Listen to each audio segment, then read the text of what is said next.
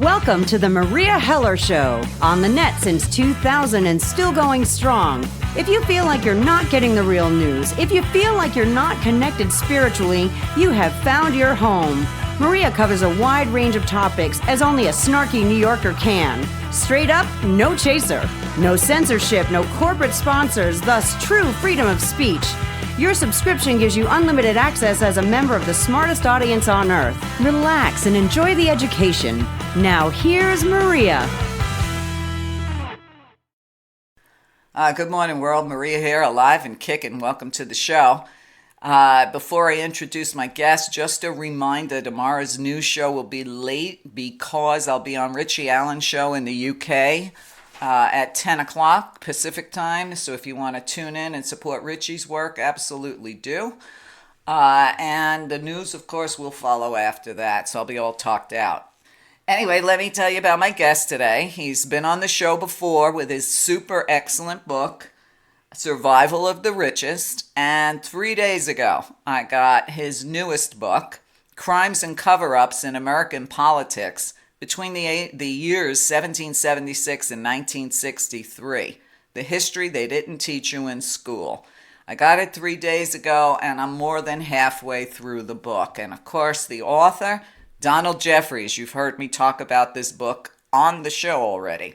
So I'm really happy to have Donald Jeffries back with me. Good morning, Donald. How you doing, Maria? Great to be back with you. I'm doing okay. I have to tell you, very rarely this type of book, a history book basically, is not a book that I would ever use the word it's spellbounding. And yet that's the word that I find this book to be. Well, that's wonderful. I'm so appreciative of all your support, and I hope others agree with you. I try to make it as interesting as I can when I'm writing about these things, and try to have a little bit of a sense of humor. But naturally, you're pointing. I think if you're curious, as you are, and you have an open mind, and you're awake, which a lot of people aren't, unfortunately, then you're receptive to this, and it should be spellbinding to learn these things that most Americans don't know. Right. But listen, most Americans don't know because we were never taught. And we were just taught basically, revisionist history. But I did want to let you know that I immediately went in after, beginning maybe the first 2 chapters or so. I went over to Amazon to review the book, and they kicked back my review. I looked at their supposed rules of why it was kicked back, and the only reason I could figure it out was I had listed my website there. And as you know, I'm constantly blackballed from social media. So I went in and redid it this morning without my website. So we'll see if they accept that, then. And it's crazy because, if I order vitamins on Amazon, they ask me to review it, and I always do. So that's just another little aside. So I'm not going to jump to the conclusion that it was, me being stricken, because it was a good review. But I did want to let you know that in case some of your other reviews don't show up there. Well, that's wonderful. I appreciate that. All right. Hopefully it will show up. Right. So, you may or may not know, because I'm not sure that I knew you or knew of your work when I was co-hosting my show with Dave McGowan. And Dave was co-host on my show for 14 years. And right before he died, Dave started working on the Lincoln assassination. And unfortunately, he never got to finish it. So when I picked up your book, I was like, wow, okay, Donald's picking it up where David left off. So I want to thank you for that. Oh, well, you know how I feel about Dave McGowan. I envy you that you knew him so well, because I just started reaching out to him. We had exchanged a couple emails, and I feel confident, we would have become good cyber buddies if he had not died so tragically young. But I love his stuff, and I mention him in the book. I credit him, and right now I'm writing a book on show business, and I credit him quite a bit because I use his Laurel Canyon book a lot. Oh, yeah. It's a great resource, and he was one of a kind. And when people have compared me, you're not the only one that has compared me to him. And I'm incredibly flattered to be compared to someone. I think he was a great writer, and he had so much. Well, a lot of people don't realize how smart Dave was. He was a Mensa student. I mean, this guy's brilliance was off the charts. Plus, incredibly funny. He was just right. laugh out loud when you're reading it. Listen, we have so many laughs in the archives that he and I would just laugh at the news together. And it was amazing because there were days I'd call him for our show and he'd say, wow, I forgot all about it. I don't have anything prepared. I said, let's do it anyway. And those were some of our best shows, just going off the cuff. Right. So I'm very thankful that you mentioned Dave in your book as much as you do. And I'm also thankful that you mentioned me in your acknowledgments, which is something that a lot of writers and people I've had on my show the 20 years, they kind of forget where they got their start. And it kind of hurts me. When they send me a new book, the first thing I do is look in the glossary to see if my show is listed. 90% of the time, it's not. Well, I had to acknowledge you for your... sometimes I feel like you're the only one that's talking about Survival of the Richest, because that's kind of been my forgotten book out of everything I've written, but you have promoted it relentlessly. And I still promote it because, listen, we're living in a time where the rich are getting richer and the poor are getting screwed. Absolutely. We have nothing but a criminal administration making money off the presidency, and everybody acts like this is a normal thing. And I'm sitting back, and as I start reading your book, what I realize is it is normal, and it has been normal since George Washington. Exactly. Well, I learned so many things while writing this book that I pride myself on being, a great student of history, but especially hidden history. But there were a few things I learned. I unearthed a quote from William Henry Harrison, who nobody knows very much about. This guy. He's famous for mainly being the shortest tenured president. He served 32 days. He died after supposedly contracting pneumonia, standing out in the freezing rain, and so forth. But he left that great quote on the record that I put in the book that said something like, after a lifetime of public service, I've come to realize that everything the government does is to make the rich richer and the poor poorer. Right, exactly. That's just profound. Listen, I grew up with a Sicilian mother. You know what she used to say all the time? She said, the rich get richer and the poor get screwed. Yeah. Well, that's one of those old chestnuts that I think anybody outside. Well, I guess if you're a 1%er, you kind of scoff at it. But for the rest of us, we realize how true that old chestnut is. Absolutely. I mean, I remember, with Trump's millionaire tax cut, how he said we were all going to get a check for $4,000. I'm still waiting for that check. Well, that's always, they always talk about the middle class. They're always talking to the middle class, which largely doesn't exist now, thanks to their policies. But because I think most of us, even if you're poor, you kind of hope, I'm kind of middle class. You hope they're talking to you. And so they always sell it like that. They never sell it, the rich really need another tax break, because that's what always happens. Mm-hmm. but they sell it as the middle class tax cut. And you're right. The middle class is still waiting for that tax cut, and I don't know what kind of middle class is getting it, but it's not. Well, we're already $4 trillion more debt on America, which is supposedly comes out to about $76,000 per person in America, and I don't understand, why the Democrats are just sitting on their hands. I'm like, what else is it going to take to stop the madness? But when I read your book and I see that, people way back when, before the Federalists came in, were already disgusted with the two-party system. So nothing really has changed. No, when we talk, I'm a populist. That's, my hero's Huey Long, but I write in this book a lot about William Jennings Bryan, who was another populist who influenced Huey Long and who's been largely forgotten, even though he was a three-time nominee of the Democratic Party for president. Mm-hmm. The American people in their infinite wisdom back then, didn't vote him in any of those three times, but he comes off great in reading of history, especially compared to a lot of the other establishment liberals of his era. Teddy Roosevelt, who was, I have his quotes on the record. This guy was, if anybody was a racist at that time, this guy was a vile racist against almost everybody. He left so many ugly quotes, and I've got them in the book. Mm-hmm. And he also was a big warmonger. He supported every war there ever was, where William Jennings Bryan was a genuine pacifist and wanted to resign as Wilson's Secretary of State over World War I, and then he was smeared by Hollywood in that movie Inherit the Wind, where Frederick March plays him as a doddering Bible thumper, Christian fundamentalist who gets, taken to task by Spencer Tracy's heroic Clarence Darrow, who Clarence Darrow in real life was a eugenicist, a war lover, and who was also corrupt. He was bribing jurors and got off. The only reason he got off was by Hollywood's one of the big mob lawyers. They got all the stars off. They got him off as well. But William Jennings Bryan, in reality, was no Christian fundamentalist Bible thumper. He objected to evolution on the basis of the survival of the fittest. He thought that this would result in the kind of eugenicist that we see in all those guys, including Clarence Darrow. He was worried that that kind of thinking would cause people to, let's weed out the people that aren't quite as good. And we know, from my earlier writing, that these people, especially on the left, even people I love, like George Bernard Shaw and Nikola Tesla, H.G. Wells, people like that, they were eugenicists. And they really thought, hey, we have to stop the lower classes from breeding, and this is they believe, and it's it's very Hitler-like.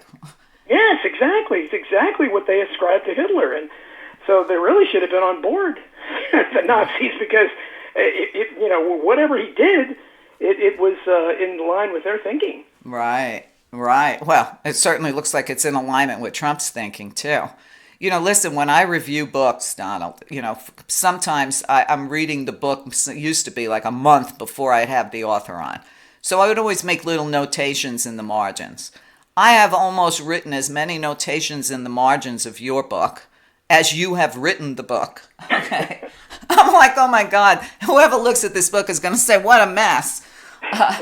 But, when people ask, and it's a generalization because of the lies we've been told, which always reminds me of the one day, David really woke up to something we were talking about. I don't even remember what the topic, because we went through so much stuff. And, up to that point, Dave McGowan was pretty cool, calm, and collected. But he just blurts out on the show. He says, everything I ever learned in my life was a fucking lie. And he blew himself away. Do you know what I mean? Yeah. So when you ask people the generalization, the general public, who's your favorite president? Who are they going to throw out at us? They're going to throw out Washington. They're going to throw out Lincoln. Because of the way we've been mind controlled. But when people ask me, I've always said since high school, Thomas Jefferson. Right. I don't think we've ever had a statesman or a president as brilliant as Thomas Jefferson, as good as Thomas Jefferson. And, we had a big statue of Jefferson in the lobby of my high school because it was Jefferson High School. And every day I'd pass that statue and I would see on the bottom of the statue his quote, "To thine own self be true." And, it got through, obviously it got through to me. Heavy duty, because I just do what I feel is right for me. So, when you look at, how they blow smoke up these presidents that were racist, warmongering bloodsuckers, it amazes me that how few people are willing to even read a book.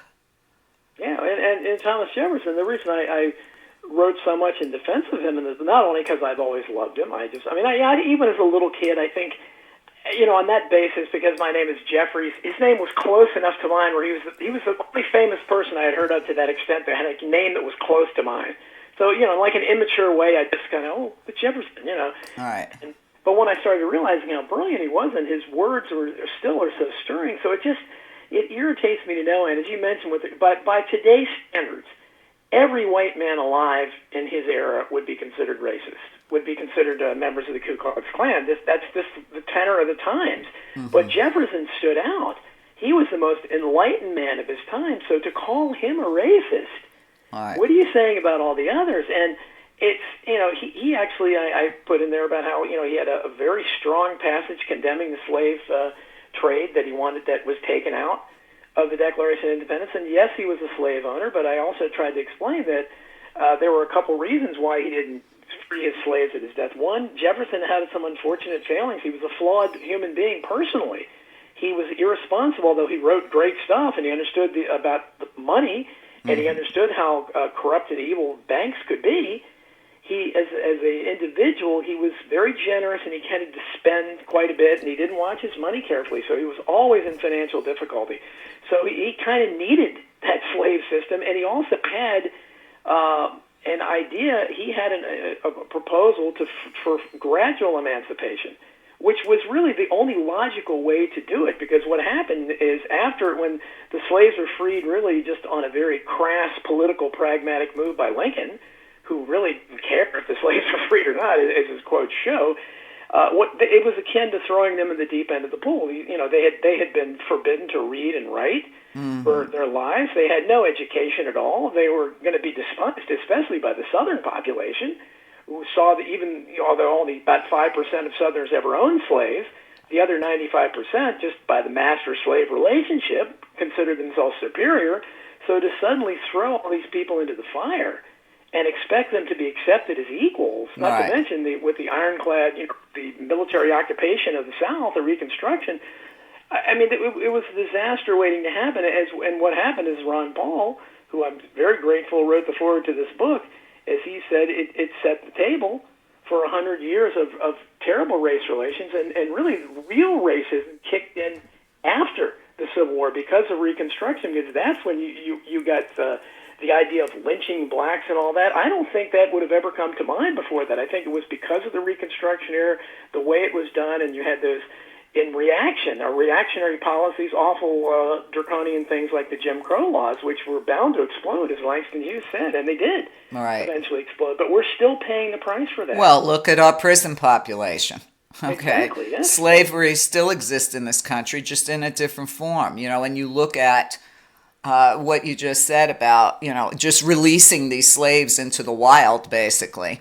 And, all I could think of was, these immigrants coming through, after they tortured them in an ICE center, how they're just dumping them, in different cities in the country and, fend for yourself. I have to tell you, most of the things that I was comparing, almost every other sentence in your book to, was something that Trump is doing. So I was kind of surprised that when you compared certain things to George W. Bush or to Bill Clinton, which of course I agreed, that Trump was missing. Because I was like, oh my God, every page in this book is like this Trump administration. Well, this book was completed a while back. And, so it's been sitting there for a while, and really, I probably completed it largely before Trump was elected. Yeah. I should get a rubber stamp that just says Trump, so I don't have to keep writing it in the margins. Well, Trump just he's the latest in line. Where of course, and the reason why I talk so much about Lincoln is because, and I mentioned all the way to George W. Bush, where he used the awful precedents Lincoln set for the tyranny that he put Americans under when he threw all the Northerners that opposed his policies into jail, suspended the writ of habeas corpus, shut down hundreds of newspapers, all the stuff he did. He set awful precedents that were used later during World War I, World War II, and all the way through George W. Bush to justify the treatment of the prisoners at Guantanamo Bay. Now we know Trump supports that torture and wants to bring it back. So but none of it, I don't think, would have been possible, because I think why Lincoln is so important, he's a central theme of my book, is because prior to Lincoln was the 16th president. The 15 presidents before Lincoln, if you take out Polk, and Polk, of course, is ranked high by the court historians, too, because he was a war president. They love all the war presidents. Polk provoked that war with Mexico, and there's an example, and Lincoln, from the House of Representatives floor, opposed it on the same grounds he should have opposed his war in the South. But look at what has happened because of that. We still have problems with groups like La Raza and so forth, because they have a point. We did take parts of Mexico. So these things have consequences, centuries later. But it was because Polk overstepped his constitutional grounds. Now, until Lincoln, the other 14 presidents, regardless of what you think of them, some were better than others.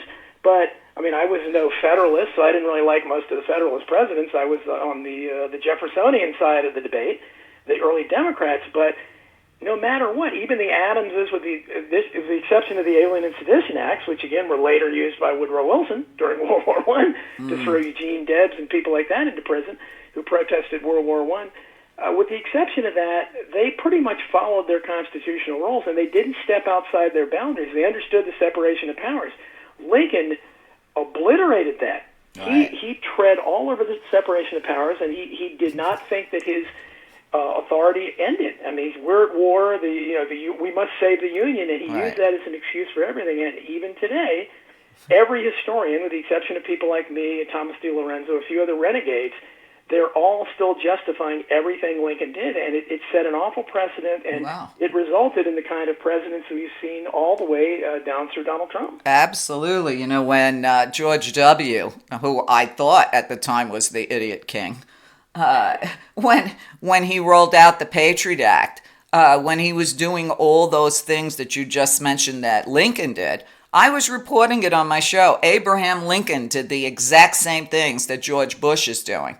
But, you know, unfortunately, the majority of America doesn't want to hear it. They don't want their myths blown out of the water. Even though we're suffering under it, they still choose to ignore it. Yeah, and it's ironic because you have some genuinely, I think, with few exceptions, the Founding Fathers were really an exceptional lot, because the reason I talk about them so much, with the exception of Hamilton, who is the only one they still like, and now has become a hip black star on Broadway. And I don't think there's any accident that he happened to be the banker's favorite founding father, and he fought for a central bank, and he invented debt. Lots of disastrous things like that. And so he's popular, but the rest of them, right. They don't like so much. But, and it's really because what they set out, I think, as perfect a form of government as can be devised under those separations of power. The problem is, especially once Lincoln got in there, even before Lincoln, John Marshall circumvented the sort of separation of powers, is when the judicial branch took on really a kind of a role-making role that they weren't. Jefferson certainly would have opposed it. So that was a disaster to begin with. But when the executive branch, when Lincoln became the first imperial president and set the tone for all the imperial presidencies to come, he really obliterated the three branches, and the legislative branch is the one branch we're closest to, and we see even today. Yeah, there's no separation. Congress that is lame and doesn't do what it needs to do because they are the weakest branch of the government. Absolutely, and believe me, it's super frustrating to me. It's like, what else does this guy have to do, you know? But maybe back in the day, you know, think about Lincoln and whatnot. They didn't have the kind of information in seconds like we have today. You know, they didn't have the internet. They didn't have, daily newspapers. So, I could kind of forgive people back then for not knowing what was going on. But how can people claim ignorance in 2019? Well, that's true. But I think we're dealing with, now well over a century of people being dumbed down, and it's kind of a wrong time for me to be writing history books, for anyone to be doing it, because Americans are largely historically illiterate. So when I write about these things, first of all, you have to hope that the reader understands the fake history. Right. And a lot of them don't even understand that. They don't even know what you're talking about. Oh, God. It's hard to show them how they've been lied to if they don't even know the lie. Exactly. You had somewhere in the book where you were talking about that time period where you said something like 30 or 35% of the population was illiterate then. And it just was so weird because my granddaughter's staying with me, and she and one of my friends and I were sitting outside, and she said that she had read somewhere that 60% of Americans are illiterate. So, of course, we all decided we're going to Google this and see what the truth is, right? So the truth of the matter is, scary as it seems, in 2019, 30% of Americans are illiterate. So I said, well, so nothing's changed from Donald's book. So we've come full circle. Right. Now I understand the 35% that backs Trump. Okay. I said, okay, 30% of them are illiterate. We'll say the other 5% is his family. But let's get back a little bit to Thomas Jefferson. Back in, and I want my listeners and my subscribers, go into the archives, August 10th, 2007. I don't know if you're familiar, Donald, with Eric Petersen and the work that he did on Jefferson alone. It sounds familiar, but I didn't read it. He had... let's see what the name of the book was. Light and Liberty, Reflections on the Pursuit of Happiness by Thomas Jefferson. Mm-hmm. And I have to tell you, when I got his book, I was looking at it and I was like, I don't want to read this. And then one afternoon I says, I'm tired. I need something that's going to put me to sleep. So I hate to say that, but it's true. So I started to read the book hoping it would knock me out, because what he did is he took all Jefferson's quotes and he put them together in separate chapters on topics. It's an excellent book. And needless to say, I didn't nap. I read the whole book. Okay. When I got Eric on the show, and he was a really nice gentleman, the biggest compliment, and I've gotten a lot of compliments on my show through the years, Donald, but the author of this said that your show, Meria, is very Jeffersonian in nature. He said if Jefferson was alive today, he'd be doing exactly what you're doing. You could have him as a guest. I know. I would love to have him as a guest. Yeah. But for me, that was such a huge compliment, because unlike the rest of America, I know what Thomas Jefferson was. I don't buy all the, he was a racist, he owned slaves, blah, blah, blah. Who didn't in those days, okay? That's like saying, back in the day, everybody was using cell phones. But, the people forget, and I think Ron Paul's foreword mentions that Jefferson's first draft of the Declaration of Independence condemned slavery. Yes. But I guess he wasn't allowed to put it out there that way because everybody else was slavers and racists. Right. And because of the way to get, and you know how I feel about the left, because I should be on the left, but I'm not welcome there anymore because it's been taken over by this identity politics, which I hate. And we see it in something like the way the left should be loving. Huey Long should be their all-time hero, and they don't like him. Right. They should love William Jennings Bryan, and they should love Jefferson, who's the most enlightened man of we've ever had. He's probably the greatest American intellectually. Even spiritually, his spirituality was leagues ahead of everybody else. Yes, he was a Renaissance man, and as John F. Kennedy said in the White House when he had all those artists, and he said this is the greatest semblance of talent the White House has ever seen, with the possible exception of when Thomas Jefferson dined alone.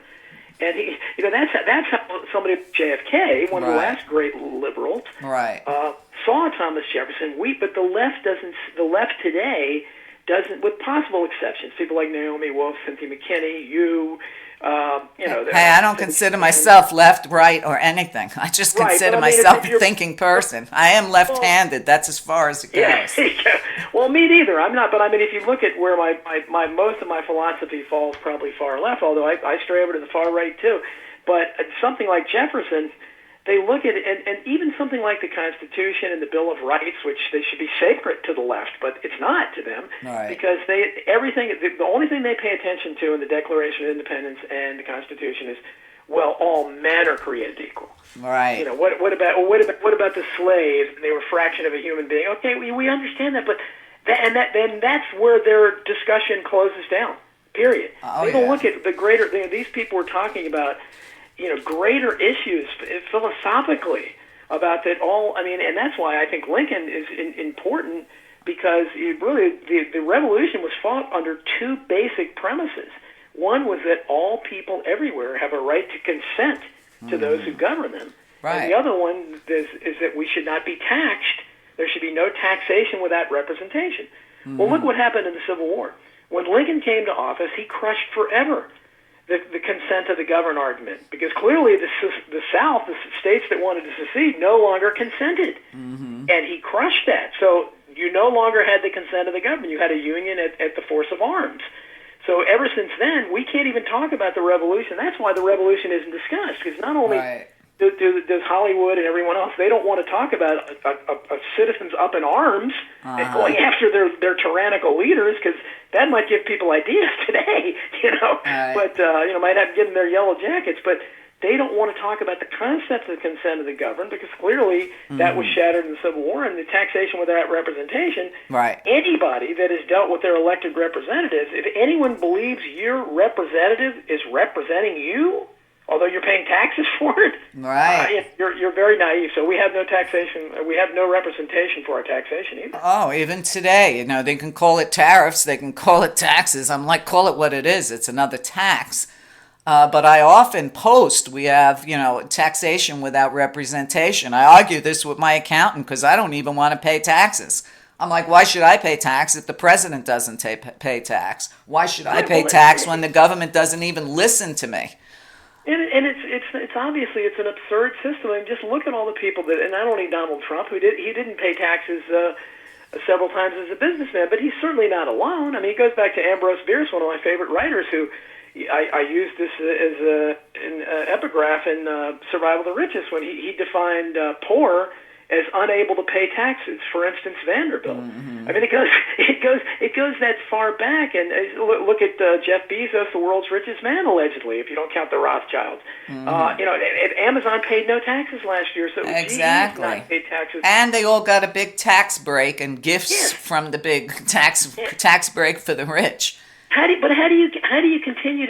get a tax break when you're already not paying taxes? I agree. Listen, I don't know if it was you or another guest on my show. You know, there was a very old Amos and Andy show. I don't know if you remember Amos and Andy. Yeah. But it was a great show. Of course, they took it off because somehow they deemed it was racist, even though it was the only show about black people that actual black people were acting in. Exactly. But there was one where, I don't know, Amos goes up to Andy. I don't remember. It was so long ago. And it was tax season. And I think, I don't know, Kingfish says to one of them, you know, hey, man, did you get your tax refund? And the guy answers him, and then he says, refund? You got to fund to get a refund, and I ain't funded. And you know what? I remember that all these years later. I mean, when was that show out? When I was like 8 years old? Yeah, and they can't. I don't think it's convenient to say those things are racist, but there's a lot of street sensibility that you see there. There's a lot of. I mean, that statement is profound in a way. Absolutely. I mean, it's not expressed, but and you get a lot of that kind of street lingo, and I think that's why. Also, they want to stay away from that because it's just I mean, lots of people. I was a blue collar worker for years, and I worked with people that were way more perceptive than any Harvard graduate you talk to. And that's because they hadn't been indoctrinated, they hadn't been brainwashed, and they didn't trust the system. They understood they were getting screwed over. You work around working class people of all colors that are living paycheck to paycheck. Right. And they know what's going on. They know the students aren't doing anything. They know the wrong people get promoted, but there's nobody with a public platform to talk for them. And so you end up having these people from their ivory towers, these elitists who have never lived outside of lily white neighborhoods. And, right. Imagine them living on minimum wage. Exactly, and it's easy as a concept to say, well, yeah, we ought to raise the minimum wage, but it takes somebody like Huey Long. That's why I admire him, and I don't talk about some of the other liberals because Huey Long recognized what needed to be done, and that's what you go after. And even at that time, now imagine with all the foundations that we've had, going down to the Clinton Foundation, the Gates Foundation, the newer foundations. That's where untold amounts of wealth are, and Huey Long was talking about the early foundations even then. Right. You go after all that wealth, and that's because you have to free that money up. I saw you posted something the other day about how much money an individual family could have if the money was split up. We don't even know because there's so much money in these foundations. In my book, you probably haven't gotten to that part of it yet, but I talk a lot about the Reese Commission investigating tax-free foundations in the 1950s, and Norman Dodd. Now, of course, that's a right-wing thing. He was considered attacked by liberals, but again, because he was going after foundations that ostensibly seem like they're liberal and they're going after feel-good causes. But if you look at what they're actually doing, I don't know if you've got to that part yet, but I just finished the 1920s. I'm just about to start the 1930s. Okay, well, the Reese Commission actually, one of the things they uncovered about World War I is they discovered that the Carnegie Foundation for International Peace. Now, that sounds like a pretty good, international peace, cool, right? Well, they uncovered the minutes of some meetings prior to World War I where the Carnegie Foundation for International Peace was talking about how to get the United States involved in the war in Europe and how to keep it going as long as possible. Right. Now, those are the kind of things that you talk about absolute hidden history because no court historian can explain that. What is a foundation supposedly devoted to peace doing, scheming, conspiring, if you will, right, to get us into war? But you find that if you look into it over and on, that's why I've found in investigating all these wars, because they're perpetual wars, going back to the Civil War, the War of the Spanish-American War of 1898, World War I, World War II, and all the wars, the Korean Yeah, War. we're still, how long have we been stuck in Afghanistan now? 20 years? Exactly, yeah. They're just perpetual wars. But the leading liberals of every era, the so-called liberals, the ones that still are called liberals to this day, they all supported every war of their era. Of The only time course. you really had a left-wing anti-war. Of course. Other Look than people at the Democrats and Nancy Pelosi. They had no problem signing off on this budget, which is, mostly a military budget. Of course. And, You know? on the rare occasions Donald Trump has tried to do something decent, where he's tried to talk to, whether it's Putin or North Korea or any leader, or pulled back from bombing Syria or whatever, then they attack him. Well, you're being wimpy. And when he did bomb Syria, that's when they all said, wow, he's finally acting presidential. Exactly. Yeah. Even though it was all based on lies, that whole bombing. Donald, It was ridiculous, but that's in their eyes. Well, because, and if you look at how they rank these presidents, there is no, there's been really, I don't know what we would even call a peace president. Calvin Coolidge, maybe? I mean, nobody I know of. No one I know. Maybe Kennedy was headed that way, but they took care of him right away. Yes, but all the others, Jimmy Carter even, there wasn't really any war during his office, but all the rest, the ones that were the most involved in wars are the highest ranked, of course, starting with Lincoln and FDR. Exactly. Well, listen, this nation was founded on genocide and war, so it's not surprising to me. Donna, we need to take a short break. When we get back, we're going to talk about more of the same, so stay with us. We'll be right back. Hi, this is Meria. I don't often get to talk directly to the listeners here on the Gary Knoll Network, but I felt like doing that today. I know a lot of you really enjoy my show, but you might not know that I do 4 shows a week over at my website, Meria.net. So if you're loving the show you get to hear on Sunday, come on over to my site and subscribe, because I've got hundreds of hours of great shows on pretty much every topic in the universe. And that again is Meria.net, Meria.net. And now we can get back to this excellent show. Thanks.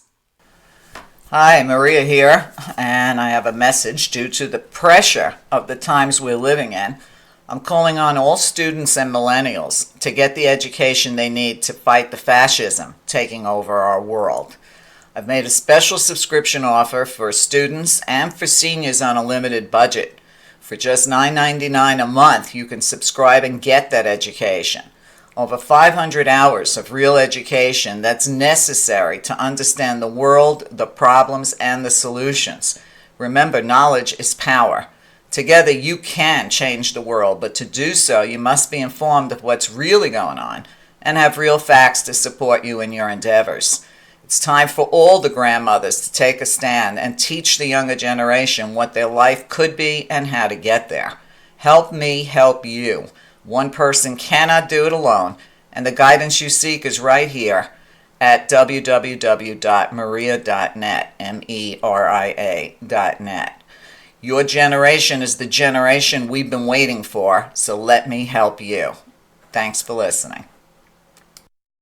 Okay, welcome back to the show. My guest, Donald Jeffries, and I talking about his latest book, Crimes and Cover-Ups in American Politics, 1776 to 1963, the history they didn't teach you in school. It reminds me of that 60s song. You know, when I look back on all the crap I learned in high school, it's a wonder I can think at all.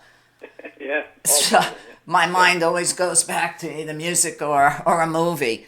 You know, you start, and you did mention Ron Paul did the intro to your book, but what was interesting is when I looked at the intro, you had a quote, "I'm not a conspiracy theorist, I'm a conspiracy analyst." And that was a quote by Gore Vidal. Now, for my new listeners, I was lucky enough to interview Gore Vidal before he left the planet. Never come back, Gore. And if you want to listen to that interview, we actually talked about the stolen elections. That's June 24th, 2011. You know, Donald, when I tell people my website is a complete education, I'm not saying it to brag. You know, there's very few people out there that I've ever missed that were worth anything getting on my show. Oh, that's incredible. Gore Vidal, one of the last. I mean, as a writer, I don't respect a lot of the writers of that because I think, unfortunately, especially I write a lot of fiction. I'm still trying to get a couple more novels published, but to me, the last great novelist in America was Kurt Vonnegut, and the last great writer, a nonfiction writer, I think, was Gore Vidal. And there just aren't many of them out there now, and it's hard because everything's dumbed down. Exactly. Yeah. But I was so glad to have him on my show, and then I'm reading through your book, and there you go. I said, oh, we hit another one when you start talking about Eustace Mullins and how Eustace went to see Ezra Pound in prison and then came away with his book, which was banned, on the Federal Reserve. Well, lucky me, I got to interview Eustace Mullins too. Okay, so, and listen, I didn't know all that history when I booked these people, okay? Most of the time, I don't even know who they are until I study them. And when I look at, even his nephew, who's a fan of mine on Facebook, he's still thrilled to death that I have those interviews with Eustace in my archives. So there are certain shows that are never going away in my archives unless I end up in a gulag like Daniel Ellsberg said to me when I had him on the show. He's like, I guess I'll see you in the camps, Meria. So that wasn't very encouraging, but I was like, well, at least I'll be with the intelligent people. That's the way I see it. Yeah, that's what you have good company at least. Right, but I mean, there are a lot of conspiracy theorists out there. There's a lot of conspiracy nuts out there that see a conspiracy in everything, okay? And I've tried to warn them through the years that just because it's a false flag doesn't mean people didn't actually die. But these people still wanted to defend their conspiracy all the way to the end, like the Pizzagate crowd or the Flat Earthers. And then they end up getting sued and losing everything they have. Okay, but I tried to warn them because they really, even though some of them I thought were real students of history, they must have forgotten all of that. They checked out their intelligence the minute Trump became president. Yeah, well, I think in so many people, because clearly Trump. I've likened Trump to Goldstein, from Orwell's 1984, where he, I'm sure if the listeners out there have read 1984, hopefully you have, because if you haven't, you should. Right. If you're too lazy, watch the movie. Although I think the movie sucks, but you still get the general idea, right? Yeah, it's never been. I don't think it's ever really been adequately done as opposed to the book, but it's my favorite book of all time, and we're living it. It was the face of the opposition, and of course he was fake. He was false opposition, but the crowd would be worked up into 2 minutes hate when they'd see Goldstein's face and he'd talk, and Trump just fits that bill. I mean, you could put his face up there and have him talk, and you could have a 2-day hate easily. Right. There was so many people you mentioned in this book that I wrote Trump next to the name because I kept saying, well, maybe Trump is this guy reincarnated. But then I said, no, he couldn't have been everybody in this book. Maybe he was. Who knows? But, all the way back when, I always tell people, one of my favorite quotes by Napoleon Bonaparte is that religion was invented to keep the poor from murdering the rich. But you've got some really good ones in here too, where Napoleon had said, what is history but a fable agreed upon? Right. And the people in the UK and people here in America too, they still have high reverence for Winston Churchill. Yeah. Okay. Well, after reading your book, they'll have second thoughts on that. Okay. Everybody from, everybody talking way back when, we're talking hundreds of years ago, about the real rulers in Washington being invisible and exercising their power from behind the scenes. Even all the way Teddy Roosevelt, I did write in the remarks, JFK pretty much said the same thing too. And everybody's talking today about the deep state like it's something new. If you're in politics, you're part of the deep state, maybe outside of the squad, okay? Well, that's, and you have, what's past is prologue, and there's so many things you can get by look at something like the first false flag in American history that was obvious was the Spanish-American War of 1898, when you had remember the Maine, the Hell of Spain, right. William Randolph Hearst. The invention of tabloid journalism, yellow journalism, all that came out of that, where we decided we've crossed so many moral lines in the sand in our history, but that was a huge line to cross because that was when America, and again, at the behest of people like Teddy Roosevelt, who was an ex, and I take Teddy Roosevelt's credit, he was kind of like John McCain, where he loved war, lusted for war, but actually would walk the walk. He actually would go and fight in it. Right. And, and McCain was crazy enough to do that too, I think. But Right. Roosevelt, he led the charge, so I'll give him a little credit for that. Right, but now we have a draft dodging Mr. Fake Bone Spurs. Right. Well, that's what most of them are like Trump. I mean, exactly. Armchair warriors. I think that was. Most that of was them a don't song. fight in wars. Right. Chicken hawks. Right. But I think Roosevelt did. But he still, he pushed this theme, and you can even look at something like the assassination of McKinley. I mean, was there something there? Taylor Caldwell, right, was a great forgotten novelist who wrote The Captains and the Kings. Talked about, but she theorized that McKinley was knocked off because he didn't want to go international. He didn't want to push this American imperialism because that started really with somebody like Lincoln's dream. Lincoln was the first imperial president, but Teddy Roosevelt and his mindset was the first imperialistic type president who wanted to go and start occupying other countries, and this is what led us, to the Philippines and places like that. Right. Well, you could go back to the demonization of Thomas Jefferson, but one thing I certainly remember Jefferson said, I certainly can't say it word for word, it was to mind our own business, basically, in what goes on in other countries, and that we can't force democracy or a republic on other countries, but if they came and asked us how our experiment works so well, then we could share it with them. Right. Well, and that's one of the reasons. I have mixed feelings about George Washington.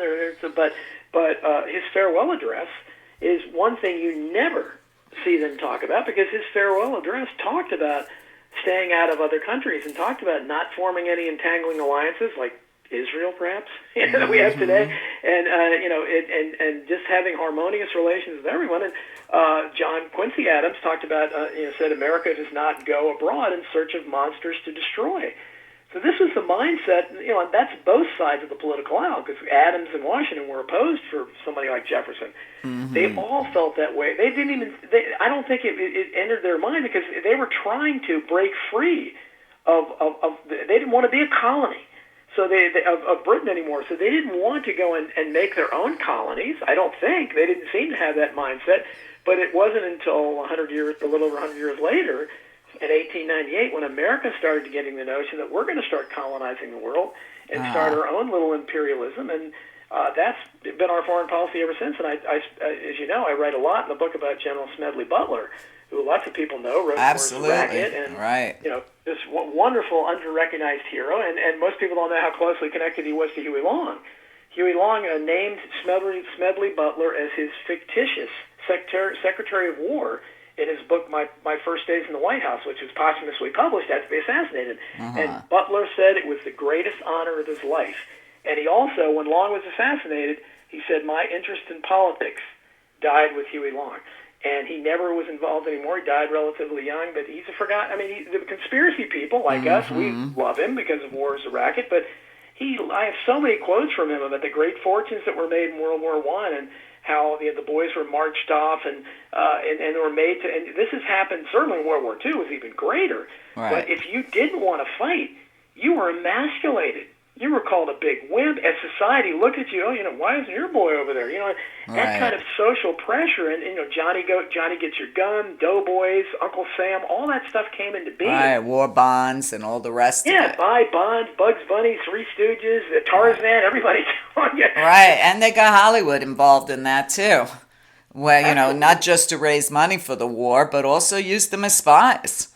Yeah, they were propagandists. People like Archibald MacLeish, who was a celebrated poet, became basically the minister of propaganda during the Roosevelt years. And people I loved. Edna St. Vincent Millay is one of my favorite poets. I loved her work. It's breathtaking stuff. Trees.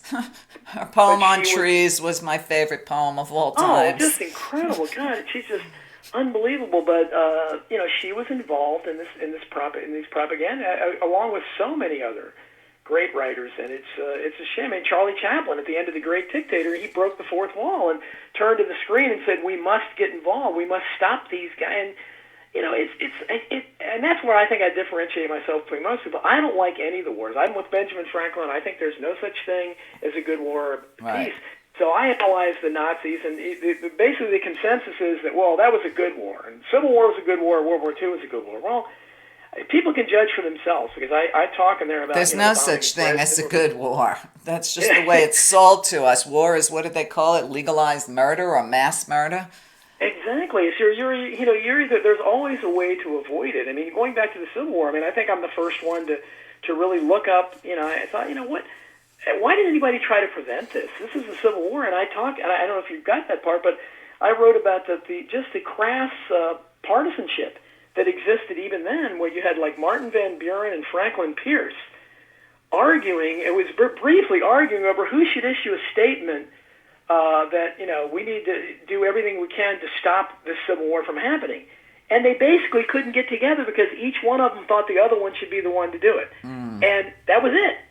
And that's the rest is history. And certainly by the time World War II came around, you had the America First Committee. I write a lot about that. And they were almost all good, upstanding liberals, people like John T. Flynn, whose careers were ruined by Franklin Roosevelt and others because they didn't want a repeat of World War I. They didn't want to lose hundreds of thousands or more. They didn't want millions to die, as eventually would do.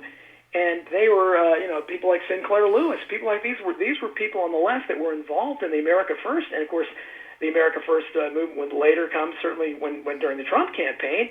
When people hear that now, they just smear and say, "Oh, you're Nazis," and they were anything but Nazis. They were people who didn't want us to be involved in another disastrous war because they wanted to say JFK's dad, Joseph Kennedy. If you look at the eloquent statements he put out, and he had every reason to worry, and unfortunately, as he wrote in a letter to somebody later, I paid a pretty heavy price. Right. He ended up losing his oldest boy. He lost his oldest daughter and her husband as well. And so these are people they wonder what the cost is, and I don't know when we're going to get sick of war. So there's a theme to this book. It's that I am thoroughly anti-war. I'm not even sure I would have supported the war for independence. I probably would have, but that's the only one. Right. Well, and then, a lot of that was over taxes, and yet here we are. As of September 1st, we're paying, another 25%. To start in October, it's another tariff tax. Yeah. So everybody's posting, that he's the Grinch that stole Christmas because we have a moron in office. But sometimes I wonder, is he really this stupid or is he doing it deliberately? Because I've often known that this country would be destroyed from the inside. Well, I've posted so much on Trump, Maria. I mean, I think he's an actor hired to play a part. I don't think there's any question. I don't think that he could possibly make all those grammatical errors on Twitter. I think that's done on purpose for whatever reason, to infuriate the people that hate him and encourage a lot of the people in the trailer parks that like him because he's like them. Right, that 30%. That 30%. It's crazy. Yeah. But I'll tell you what, John Wilkes Booth was a better actor. And let's get back to that. For people that were hanging in there on the Lincoln story with Dave McGowan, get this book because it continues what David couldn't. And when I read it, one thing I remembered reading your account of John Wilkes Booth and how he was protected and scurried out of there. And David had posted it, and at that time even put pictures on his website. The picture they put out for him on his, most wanted man poster wasn't even John Wilkes Booth. It was a picture of his brother. Right, exactly. And Dave's work was so influential on me because Dave basically, I don't know where Dave was going with it, but he had me, the way I was thinking, he was almost inferring that Lincoln wasn't assassinated. It was a false flag thing, and he had me believing it. Because he had a lot of really interesting stuff there, but during the course of writing this book, I've talked to descendants of people like I've talked to John Wilkes Booth's great-great-great-grandniece several times. And, just like I've talked to Meriwether Lewis's great-great-great-great-grandnephew. And in both cases, those families have been trying to get the bodies exhumed, especially with Booth. Most of and they can't. That's crazy that they can't. Because if it was Charles Manson, they'd be able to do it. The government is blocking it because they know what happened. DNA Right, so technology think about it. They're still covering up crimes that happened 300 years ago. And people were stupid enough to believe Trump before the election when he said he was going to release all the JFK papers. And even some of my JFK experts, they were so happy and kicking their heels. And I said, he's never going to do that. But it amazed me that everybody fell for it, even smart people. And I was like, listen, they're still covering up Lincoln. Okay. I have to tell you, because I mean, Lincoln, you can get, because, and I refer to, as you know, throughout the course of the book, court historians, and that was a term invented by Harry Elmer Barnes, who another classical liberal in the 20th century, who's been forgotten now and was later smeared as a revisionist, and you know, so many of these people, unfortunately, because of the World War II era, are smeared as anti-Semitic. Because that's where they stray, because it's perceived they're defending Nazis. When people like me, all I'm doing is pointing out the war crimes. And right. Dresden, and we'll, I don't know, maybe the next time we'll talk more about Nuremberg, which I think I'm the first one to criticize, maybe in 50, 60 years. And as the kind of so-called justice it was, with people like JFK at the time, most people don't realize JFK, in his Profiles in Courage book, one of the chapters was devoted to Robert Taft, one of the last great Republicans, who was very anti-war and who was bitterly opposed to the Nuremberg trials and said, this is a travesty. This is, you can't have the victors trying the losers.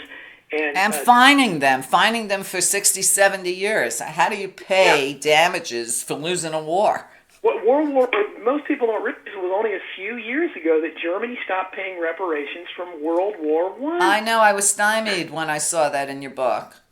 I mean, that's incredible. I was like, what? Well, but again, people just, and they'll say, okay, well, what about the other side of the coin? I said, look, I don't have to write about what Germany did or was alleged to have done or right. expanded. And again, I'm dubious of all of it, but you can't be dubious of that, because if you question that, you're anti-Semitic. Look, I'm dubious of all. Hitler's the greatest boogeyman ever. They've created some boogeymen, but he's number one. There's nobody close. Right. So I'm dubious of all that, because you know, the stuff they attributed to him, making lampshades out of human skin and all these things that just, okay, it's over the top.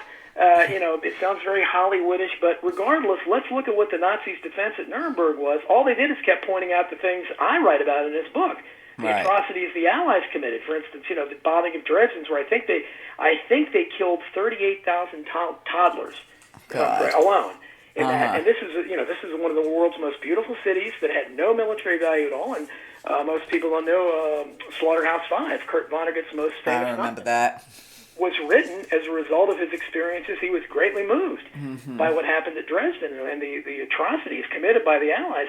So, you know, history is written by the victors. That's another theme of my book, and we must always remember that, is that they're trying to put the best stamp as they can, and they also want to justify these continuing wars. So if somebody like me can go out and dissect the previous wars and show how ridiculous, how unnecessary they were, and that everybody died in vain, because nobody wants to hear that. Most people are not like Sidney Sheehan, my friend, who continues to fight and say, no, my son didn't die for freedom or anything. He died for no reason at all in one of these worthless wars. I remember Most people prefer to have their son or daughter referred to as a hero and dragged great coffin and given medals and stuff. And so there's more out there.